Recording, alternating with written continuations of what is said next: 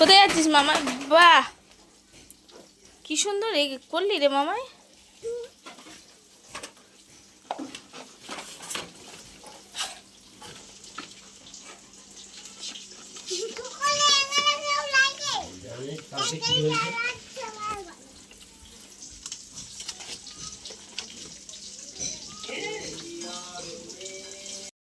Hello everyone, সবাইকে জানাই good morning. এখন বাজে সকাল 10টা। এখন থেকে আমার ব্লগটা স্টার্ট করছি। তা এখন দেখছো আমার মেয়ে রেডি রেডি হয়ে বেরোচ্ছে। ও আজকে ওর দিদির বাড়িতে যাবে, কারণ আজকে দিদির অ্যানিভার্সারি, ওই জন্য ওদের বাড়ি আজকে একটু নেমন্তন্ন আছে। তাই আমার মেয়ে যাচ্ছে, বড় যা যাচ্ছে, আর ওর দিদি যাচ্ছে। তিনজনে আর বাপি বেরিয়ে গেছে সকাল সকাল। কী বলে, সেভাবে কোনো অনুষ্ঠান নয়, জাস্ট এমনি ওই দুই পরিবার মিলে খাওয়া দাওয়ার একটা অ্যারেঞ্জমেন্ট আছে, তাই বেরিয়ে পড়লো আমার মেয়ে। তা দেখো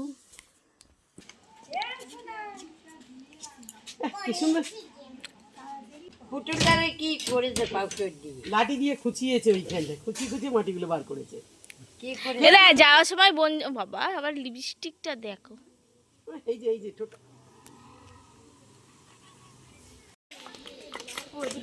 বাবা,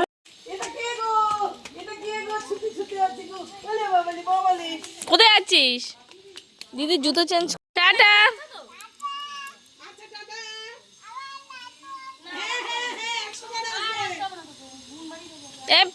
তাই এই তিনজন মিলে বেরিয়ে পড়লো।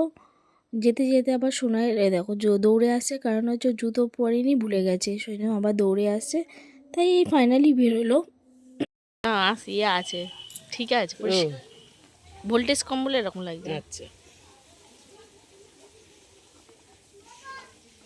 এটা কিবারে নতুন করি। ও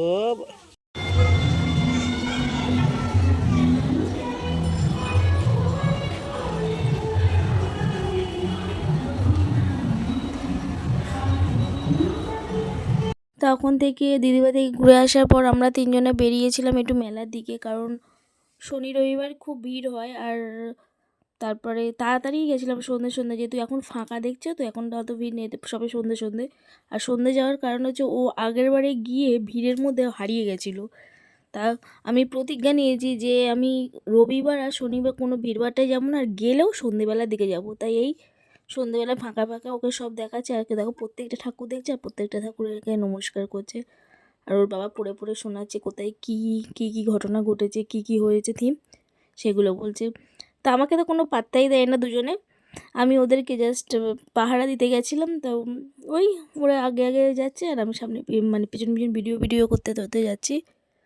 তা আমার সব থেকে প্রিয় মেলা হচ্ছে এই রাসের মেলা। আমার অনেক স্মৃতি জড়িয়ে আছে ইয়ংবেলায়, তাই আমাকে খুব ভালো লাগে। আমি মানে কি বলে, মেয়েরা বিয়ের পর অনেক দূর চলে গেলে এই রাসের মেলা দেখতে হয়, কিন্তু আমার ভাগ্যটা খুব ভালো যে আমি এই রাসের মেলাটা দেখতে পারি প্রত্যেক বছর, কারণ কাছাকাছি আমার বিয়ে হয়েছে। আর একটা ইচ্ছা আছে যে বারুইপুরে রাসের মেলাটা যাব, কারণ ওটা নাকি খুবই বড় হয়, কোনো দিন যাইনি, ওটা ইচ্ছা আছে, একদিন যাওয়ার খুব ইচ্ছা। তা দেখা যাক কবে যাই। তাই এই প্রসাদে দেখো, প্রসাদ মানে দক্ষিণা দিতে গিয়ে প্রসাদ দিয়েছে, তা ও আর ওর বাবা খাচ্ছে। তা মানে মায়েরকে পাত্তাই দেয় না, দুজনে বেশ ঘুরছে। আমি আমার একটু করে একটা ছবি তুলে নিলাম, কারণ আমি আমার ব্লগে থাকি না। তা এই জায়গাটা একটু ফাংশনের ব্যবস্থা ছিল, তা আমরা তাড়াতাড়ি গেছিলাম বলে সব রেডি করছিল। ফাংশন হতে হতে মিনিমাম 8:30 বাজবে।